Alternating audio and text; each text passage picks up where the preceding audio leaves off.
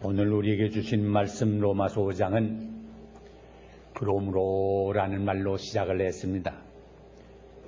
그리스도인의 생활에 있어서 이 그러므로라고 하는 말은 깊은 의미를 지니고 있습니다. 기독교는 논리의 종교는 아닙니다. 기독교는 실제 생활이 뒤따르지 아니할 때 믿음으로 의롭다함을 얻은 것 자체가 아무런 의미가 없습니다. 오늘 우리에게 주신 말씀은 믿음으로 의롭다함을 얻은 결과가 무엇인가 하는 사실을 우리에게 말씀해주고 있습니다. 영국의 웨스트민스터 채플에서 로마서 강의를 해서 많은 은혜가 있었던 로이드 존스 박사는 이 로마서 5장 한 장을 가지고 무려 26시간 강의를 했습니다. 그것이 하나의 책으로 출판되어 있는데 그분도 강조했지만은 로마서 5장 1절부터 11절까지의 말씀을 이해하지 못하게 되면 로마서 전체를 이해하기가 어려울 것이라고 말하면서 오늘 이 본문인 로마서 5장 1절로 11절까지 말씀을 가지고 무려 14시간 동안이나 강의를 한 적이 있습니다. 그것은 오늘 우리에게 주신 말씀이 로마서 전체에 있어서 얼마나 큰 비중을 차지하고 있다 하는 사실을 말씀해주고 있습니다. 그러므로 우리가 믿음으로 의롭다함을 얻었은즉 우리 주 예수 그리스도로 말미암아 하나님으로 더불어 화평을 누리자. 오늘 우리에게 인류에게 있어서 가장 필요한 것이 무엇입니까? 한마디로 말하면 평화입니다. 이 세상은 한마디로 불안한 세상이기 때문입니다. 그 평화를 찾기 위해서 인류가 얼마나 각방면으로 지금 애쓰고 있습니까? 지난 주간에 북한에서 그동안은 아니라고 부인하다가 이제 우리는 핵무기를 가지고 있습니다 하고 세상을 깜짝 놀라게 선포를 했습니다. 이젠 우리가 육자회담 같은 건 관심도 없고 참여할 마음도 없습니다 하고 선언을 했습니다. 그러니까 이것 때문에 지금 얼마나 우리 세상 사람들이 불안해합니까? 우리 남한은 대한민국은 말할 것도 없고 가까운 데 있는 저 일본 사람들 얼마나 지금 불안해한지 압니까? 화가 나서 한방 터뜨려 놓으면 그 불바다가 되지 않습니까? 미국은 얼마나 지금 두려워합니까? 그래서 어떻게 하든지 외교적으로 평화적으로 이 회담을 해보려고 하지만 배짱 가지고 나가면 넘어지고 말지 않습니까? 이렇게 불안한 세상입니다. 그런데 참 평화가 어디 있습니까? 한마디로 말하면 하나님께 있습니다. 하나님과 바른 관계를 맺어야 합니다. 언제부터 이런 불안과 공포가 찾아오게 됐습니까? 인류의 조상 아담과 하와가 범죄할 때부터 불안과 공포가 찾아왔습니다. 사실 죄짓기 전에는 하나님과 편안하게 살고 에덴 동산에서 행복을 누리며 감사하며 기쁘게 살고 있었습니다. 그러나 죄를 짓는 순간부터 불안과 공포가 찾아오게 된 것 아닙니까? 왜 그렇습니까? 하나님과 바른 관계를 맺어야 할 인간들이 하나님과 바른 관계가 깨지고 나니까 결국은 평화 대신에 불안이 찾아오게 된 것입니다. 그러므로 우리에게 강조한 것은 하나님의 평화가 아니라 하나님과의 평화입니다. 우리가 죄를 지은 죄로 말미암아 하나님의 원수와 애된 관계가 맺어졌습니다. 하나님과 우리 인간이 화평할 수 있는 것은 우리와 하나님 사이에 막힌 담을 헐어버리는 것입니다. 그런데 예수 그리스도께서 이 십자가로 말미암아 그 막힌 담을 헐어버렸습니다. 하나님과 우리 사이에 영원히 건널 수 없는 강에 십자가로 말미암아 다리를 놓아서 하나님께로 나가 교제할 수 있게 한 것입니다. 그러므로 믿음으로 의롭다함을 얻은 사람에게는 하나님과 화평을 누리는 축복을 받게 된 것입니다. 그리고 주신 말씀 2절에 보세요. 또한 그로 말미암아 우리가 믿음으로 서 있는 이 은혜의 들어감을 얻었으며 하나님의 영광을 바라보고 즐거워하느니라 했습니다. 하나님과의 평화는 믿음으로 의롭다함을 얻는 즉시 누리는 것입니다. 범죄한 인간이 죄로 말미암아 불안해하다가 죄의 용서함을 받게 되는 순간 하나님께로부터 유쾌하게 되는 날, 다시 말하면 평화를 누리게 되는 것입니다. 그런데 하나님의 은혜는 계속적으로 누리는 축복입니다. 우리가 믿음으로 의롭다 함을 얻는 것은 진행되는 과정이 아니라 단번에 일어나는 사건입니다. 매일 의로워지는 것이 아닙니다. 예수 그리스도로 말미암아 의롭다 하심을 얻었으면 한 번으로 끝납니다. 다시 말하면 새로운 생명으로 태어났으면 한 번 태어나는 거지 매일 태어나는 게 아닙니다. 그러나 거룩하게 되는 것은 하나의 진행 과정. 우리가 믿음으로 의롭다 함을 얻었습니다. 이제 하나님의 온전하심과 같이 온전한 자리를 향하여 그리스도의 장성한 분량에 이르기까지 장성하는 자리를 향하여 날마다 나가는 게 신앙생활 아닙니까? 성경에 말씀하신 대로 우리가 주님의 은혜와 지식 가운데서 날마다 자라가는 것입니다. 목회자의 즐거움이 다른 건 아닙니다. 교인들이 돈 많이 벌었다. 벌어서 나쁠 건 하나도 없습니다. 그러나 그게 목회자에게 즐거움 아닙니다. 세상에서 출세했다. 그게 욕망이 아닙니다. 어려움을 당하는 가정에 찾아가 봤을 때 어려움은 어려움이지만은 믿음으로 이걸 잘 극복해 나가는 모습을 볼 때 그것처럼 목회자에게 기쁨이 없어. 저분들의 믿음이 저 어려움을 통해서 성장해 가노나 주님께로 더 가까이 나가노나. 하나님께서 우리를 하나님과 교제할 수 있는 자리에 인도해 들으셨기 때문에 우리가 전에 받을 수 없었던 하나님께로부터 나오는 은사와 축복들을 받을 수 있게 하신 것입니다. 그러므로 이제는 우리가 법 아래 있지 아니하고 은혜 아래 있게 되었다는 말입니다. 로마서 6장 14절 말씀입니다. 여러분, 이제는 더 이상 하나님의 법정에서 죄수 노릇을 할 필요가 없게 되었습니다. 하나님은 우리의 아버지가 되셨습니다. 우리는 그의 자녀가 되었습니다. 하나님은 우리가 그에게 나오는 모든 것을 기뻐하십니다. 이렇게 예배당에 주일날 나오는 거 하나님이 얼마나 기뻐하신다는 사실을 믿으시기를 바랍니다. 우리를 영접하시기를 원하십니다. 우리를 사랑하시기를 원하십니다. 우리를 축복하시기 위해서 준비하고 계십니다. 우리의 모든 받을 자격이 없는 사람들이지만 은혜를 부어주시니 얼마나 감사한 일입니까? 나 같은 죄인 살리신 그 은혜 놀라워. Amazing grace. 놀라운 은혜입니다.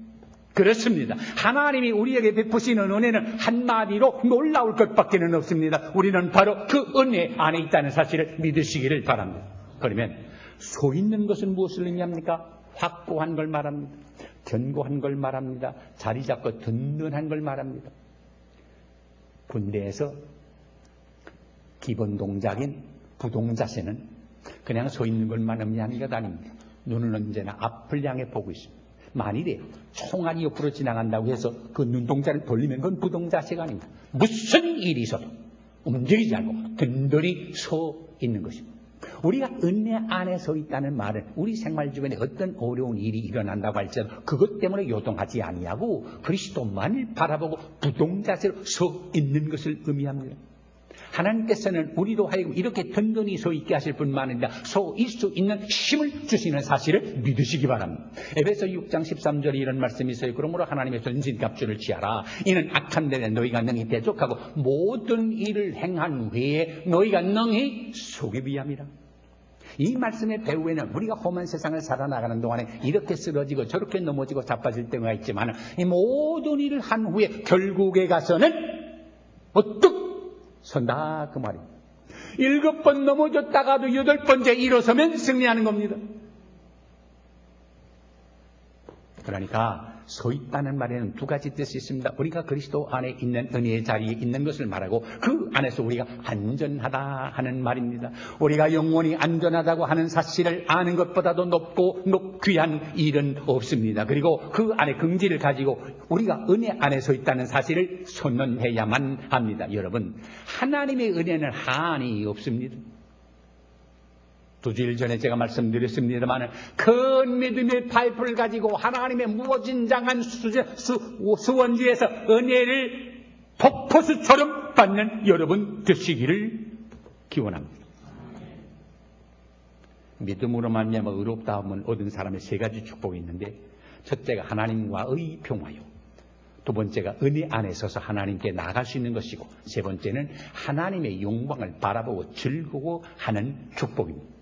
말하자면 궁극적인 축복입니다. 그러면 하나님의 영광이 우리에게 분명합니까? 확신이 있어야 복음을 전할 수 있을 것 아닙니까? 지금 이 세상에 수많은 사람들이 자기들의 길을 가고는 있지만 무슨 길을 가는지 어디를 향해 가는지 알지를 못합니다. 그래서 사도 베드로는 성령의 충만함을 받는 다음에 한 말이 이 패역한 세대에서 그랬습니다. 이 패역한이라는 말을 여기 말로 말하면 untoward입니다. 방향이 없단 말입니다. 가기는 가는데 어디로 가는지 모르고 간단 말입니다. 돈은 벌기는 버는데 왜 버는지 모릅니다. 무엇하러 버는지 모릅니다. 공부를 하기는 하는데 왜 PhD를 땄는지 무엇 때문에 땄는지 이것조차 모르고 산단 말입니다. 이런 패역한 세대에서 바른 방향 감각을 가지고 앞을 향하여 힘차게 나가라 하는 말입니다. 확신 없으면 어떻게 살 수 있습니까? 제가 오래전에 서울대학병원에 한 보름 동안 입원한 적이 있습니다. 그래서 인턴들이 와서 돌봐주고 레지던트들이 와서 돌봐주고 물론 의사가 돌봅니다만은 서울대학병원에서는 간호사가 주사를 놓지 않고 꼭 의사들이 주사를 놓습니다. 그러니까 서울 의대를 졸업한 사람 정도면 머리가 아주 좋기로 참 뛰어난 사람들이고 한데 저를 주사를 놓았다고 와서 가지고 주사바늘 쥐고 벌벌벌벌 떨면 식은땀을 쫙 흐르더라고요. 그래서 내가 옆에서 보기면 아이고 왜 선생님 왜 그러세요? 그랬더니 목사님 제가 솔직한 고백입니다만은 제가 공부를 꽤 잘했습니다. 그래서 집안에서 너 공부 잘하니까 의사되라. 그래서 의과대학 시험 보니까 의사가 됐습니다. 의과대학 다 졸업했습니다. 그런데 제가 적성이 의사가 맞지 않습니다. 이게 주사 바늘만 들면 불안해가지고 벌벌 떨어서 제가 목사는 주사 놓기 아직 어려워서 그렇습니다. 나중에 알고 봤더니 그 사람 의사 그만두었습니다. 왜? 자신 없는 일을 어떻게 합니까? 여기 어떤 사람이 수술을 해야 되는데 메스를 들고 수술하려는데 벌벌벌 떨면서 이거 선생님 내가 이거 수술을 해본 적도 없고 자신이 없네 어떻게 하면 좋을까요? 그런데 환자가 나서는 말이 괜찮습니다. 그냥 하여간 째십시오. 그런 환자 있을까요? 내가 죽으면 죽으지 환자 안 하겠습니다. 확신 없는 일을 어떻게 할 수 있습니까? 우리가 복음을 전하는데도 그렇지 않습니까? 예수 그리스도를 믿음으로 말미암아 내가 생활에 어떤 변화가 일어난 사실을 알고 내가 이런 기쁨이 있고 내가 이런 감사가 있고 내가 이런 축복이 있다는 사실을 확신하기 때문에 증거하는 거지. 뭐 예수 믿어봐요. 어제 그렇고 그렇지 뭐 별거 없어. 그런 거 그까지 예수 누가 따라가요? 예수 믿는 가운데 어려움 당하지 않는다는 말 아닙니다. 여러분, 예수 믿어서 돈 벌기 때문에 예수 믿게 되는데 다른 사람 있는 것 같아요. 예수 믿기 때문에 병나지 않아서 감기 한 번 안 들기 때문에 나도 예수 믿겠다 그런 줄 아세요? 아니에요. 예수 믿는 사람도 어려움을 당하잖아요. 환난은 겪잖아요. 그러나 이런 환난을 믿음으로 잘 극복하는 모습을 볼 때 나 같으면 실망하고 나 같으면 절망하고 나 같으면 좌절하고 나 같으면 포기할 때인데 저 사람은 어떻게 저런 어려운 환경 속에서 끝이 넘는 막에 서나가나 저긴 무엇이 있는 것 아닌가 하는 이런 매력을 느낀단 말이요. 그래요. 예수 믿는 사람에게서 매력이 없으면 아무것도 아니요. 무슨 매력이요? 어려움을 극복하여 나가는 매력. 이런 여러분 매력적인 예수 믿는 사람들 꼭 되시기를 바랍니다. 지금 당하는 어려운 일보다 더 멀리 우리는 주님을 바라보아야 합니다. 그래야 어려움을 극복할 수가 있습니다. 구름 덮인 캄캄한 하늘만 바라보지 마시고 구름 너머에 있는 언제나 빛나고 있는 하나님을 바라볼 수 있기를 바랍니다. 절망적인 세상만 바라보지 말고 소망 중에 계시는 주님의 영광을 바라보시면 이런 사람은 환난 중에도 기뻐할 수가 있습니다. 오늘 신 말씀 3절에 다만 이뿐 아니라 우리가 환난 중에도 즐거워하나니 이는 환난은 인내는 연단은 소망을 이루는 줄을 우리가 알미로다 그랬습니다. 베드로는 베드로전서 4장 12절에 이렇게 말씀합니다. 사랑하는 자들아 너희를 시련하려고 오는 불시험을 이상한 일 당하는 줄로 여기지 말고 오직 너희가 그리스도의 고난에 참여한 것으로 즐거워하라. 이는 그의 영광을 나타내실 때에 너희를 즐거워하고 기뻐하게 하려 합니다. 너희가 그리스도의 이름으로 욕을 받으면 복 있는 자로다. 영광의 영 곧 하나님의 영이 너희와 너희 위에 계심이로다 했습니다. 여러분, 그리스도인은 시험을 잘 참는 것만 아닙니다. 그런 환경 속에서도 행복하기만 한 것이 아닙니다. 그것 때문에 즐거워하는 것입니다. 얼마나 적극적인 삶의 자체입니까? 그러면 우리가 환난 속에서 즐거워할 수 있는 이유가 무엇입니까? 우리의 믿음이 우리로 하여금 환난 속에서 오히려 소망을 더 밝게 해주기 때문입니다. 그리스도인은 믿음을 통해서 환난 속에서도 즐거워한다는 말입니다. 물론 시련과 환난이 올 때 우리가 어렵지 않다 하는 말 아닙니다. 어려움을 당합니다. 고민도 생깁니다. 불안해하기도 합니다. 그러나 거기에 멈추는 것이 아니라 그 환난을 처리하기 위해서 전진합니다. 그런 의미에서 환난은 우리의 믿음을 시험해보는 시금석이라고 말할 수가 있습니다.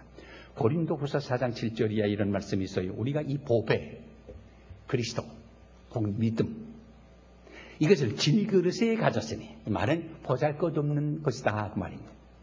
이는 능력이 심히 큰 것이 하나님께 있고 우리에게 있지 아니함을 알게 하려 합니다. 우리는 질그릇 같은 존재이기 때문에 치면 깨지는 아무것도 아니에요. 그러나 이 질그릇 안에 보배를 가지고 있어요.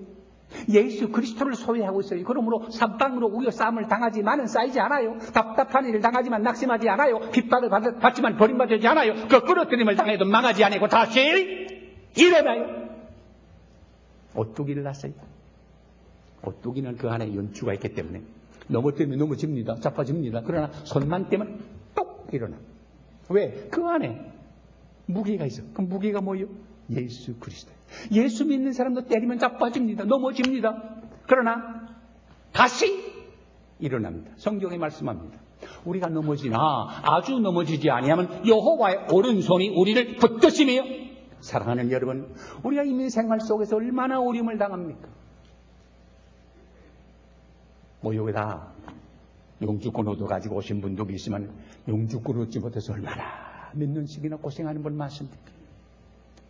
그러나 그 어려운 고생 속에서 얻는 게 뭔지 아세요? 하나님께 가까이 나갑니다. 하나님, 내 힘 가지고는 안 돼요.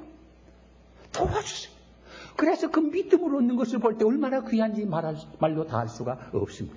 사랑하는 여러분, 그리스도인은 시련을 통해서 하나님께 더 가까이 나가야 합니다.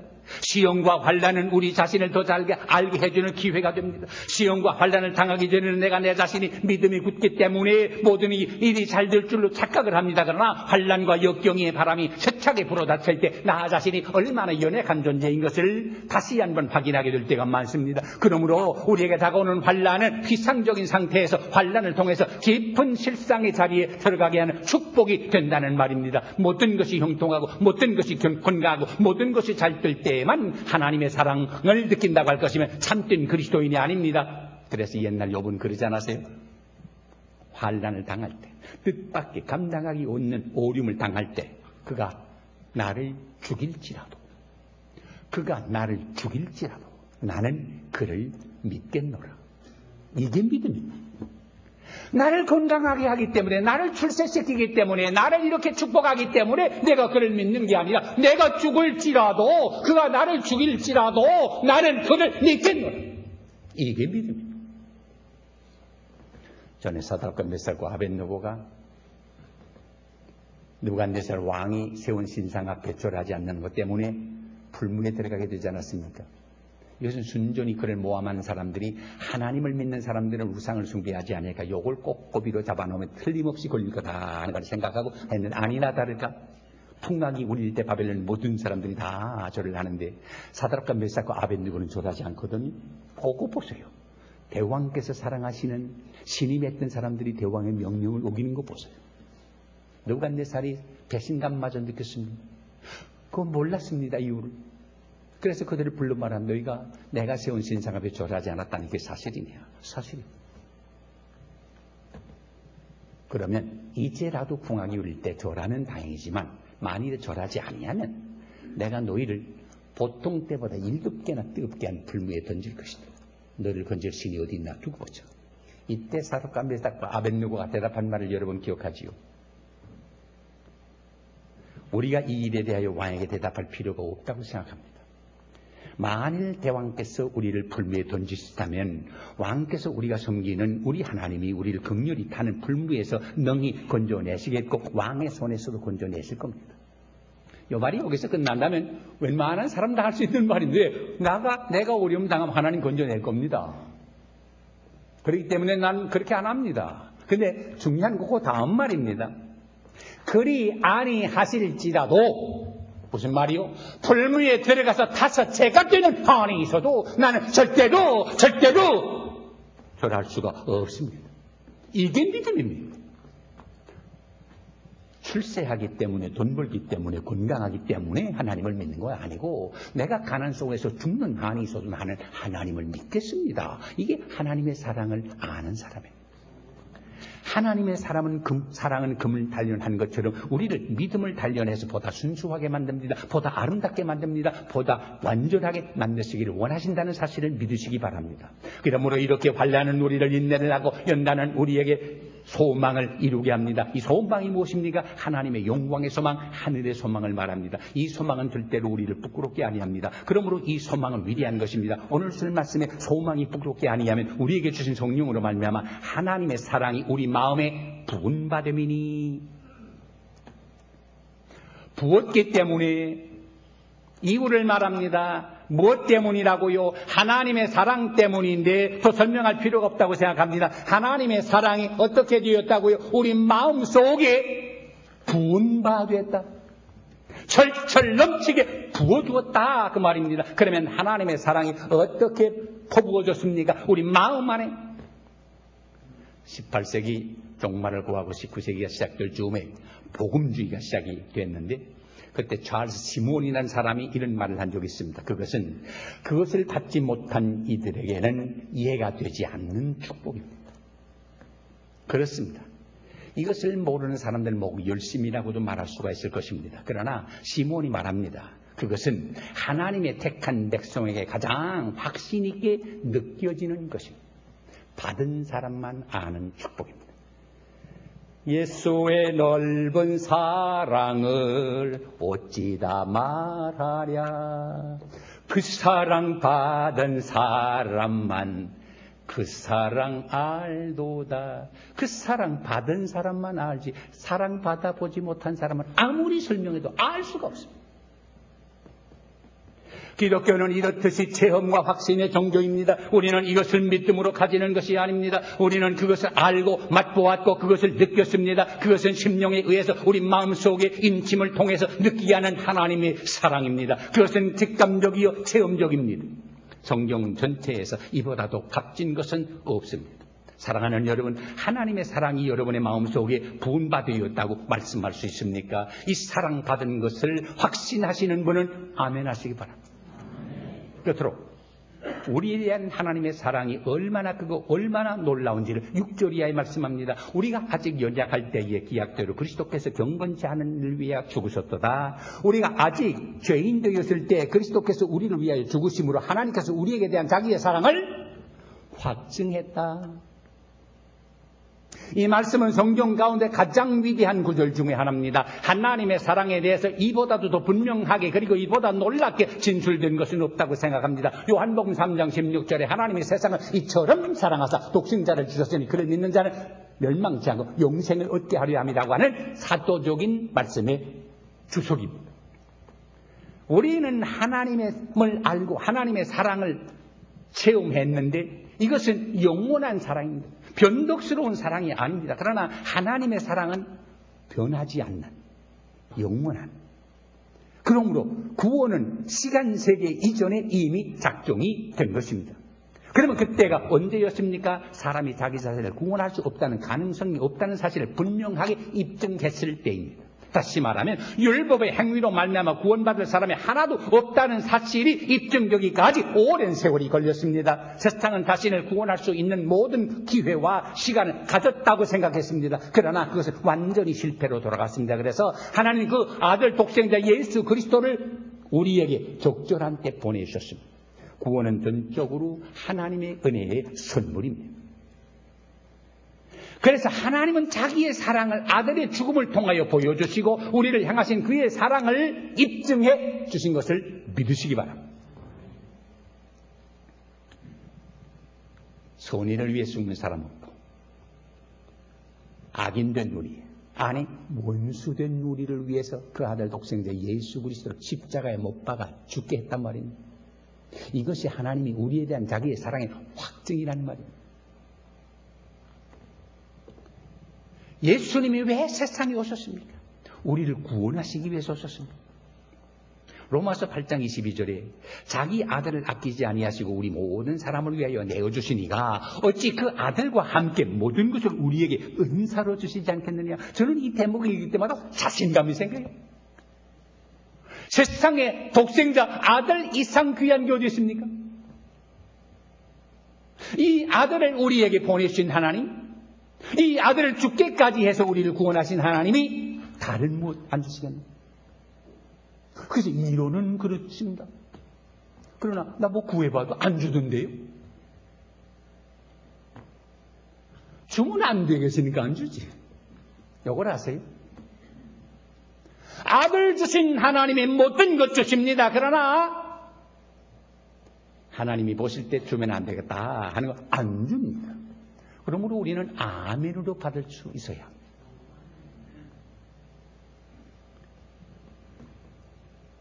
이런 사랑을 받을 만한 조건도 없고 자격도 없는 우리에게 하나님께서 그 아들을 통해서 나타나셨습니다. 그러므로 이 하나님이 우리에게 베푸신 사랑을 생각할 때 우리는 한마디로 감사 감격할 것밖에 없습니다. 그러면 이 놀라운 사랑, 이 큰 사랑, 이 위대한 사랑을 받은 우리가 할 일이 뭡니까? 사랑에 감격할 뿐만 아니라 감사 감격한 가운데 헌신하는 길밖에 없습니다. 진전돌프는 그랬습니다. 십자가 밑에 글 써 있는 글에 나는 너를 위해서 십자가를 졌는데 너는 나를 위해서 무엇하려나? 나는 너를 위해 죽기까지 사랑했는데 너는 나를 위해 무엇하려나? 이 사랑 깨닫는다고 할 것이면 그가 일평생 동안 주를 위해서 헌신한 동기가 바로 그가 아니었습니까? 우리는 이 하나님의 큰 사랑, 측량할 수 없는 사랑, 바다보다 넓은 사랑을 받았습니다. 이제 우리가 할 일은 감사하다는 말만 갖고 되는 것 아니고 감사와 헌신이 병행해야 합니다. 사랑과 헌신은 병행, 한 수레의 두 바퀴와 같이 사랑하면 헌신합니다. 남편을 사랑하는 아내의 헌신은 돈을 주고 계산할 수 없지 않습니까? 이렇게 해야 내가 아내가 된다? 아니잖아요. 남편을 사랑하니까 남복에 정말 저렇게 헌신할 수 있을까? 헌신하지 않습니까? 이게 바울이 어떻게 평생 동안 관제와 같이 부음이 될 때까지 온전한 헌신을 다했습니까? 동기는 하나. 그리스도의 사랑이 나를 강권하기 때문에 안 할래야 안 할 수가 없다고 말했습니다. 사랑하는 여러분, 우리는 이 큰 하나님의 사랑을 받은 사람들입니다. 이 사랑받은 우리 감사 감격해서 하나님께 대한 온전한 헌신이 있어지기를 주의 이름으로 축원합니다. 기도하십시다. 하나님 아버지, 사실 우리는 하나님의 앞에 설 수도 없는, 아니 하나님과 원수됐던 사람들 아닙니까? 그러나 하나님이 우리를 이처럼 사랑해서 독생자 예수 그리스도를 보내주시고 그리스도를 믿음으로 말미암아 하나님의 자녀가 되는 특권을 허락해 주시고 세상 사람들이 알지 못한 하나님의 놀라운 사랑을 받고 깨닫게 해주시니 감사합니다. 이 사랑받은 우리들, 이 사랑에 감격해서 내 남은 생애 전체를 내 몸에서 피가 식을 때까지, 이 몸이 가루가 될 때까지 주를 위해 헌신하게 도와주시고 이 사랑받은 우리를 세상에 나가서 사랑을 나눌 수 있는 저희 하나하나가 되게 하여 주시옵소서. 예수님의 이름으로 간절히 기도하옵나이다.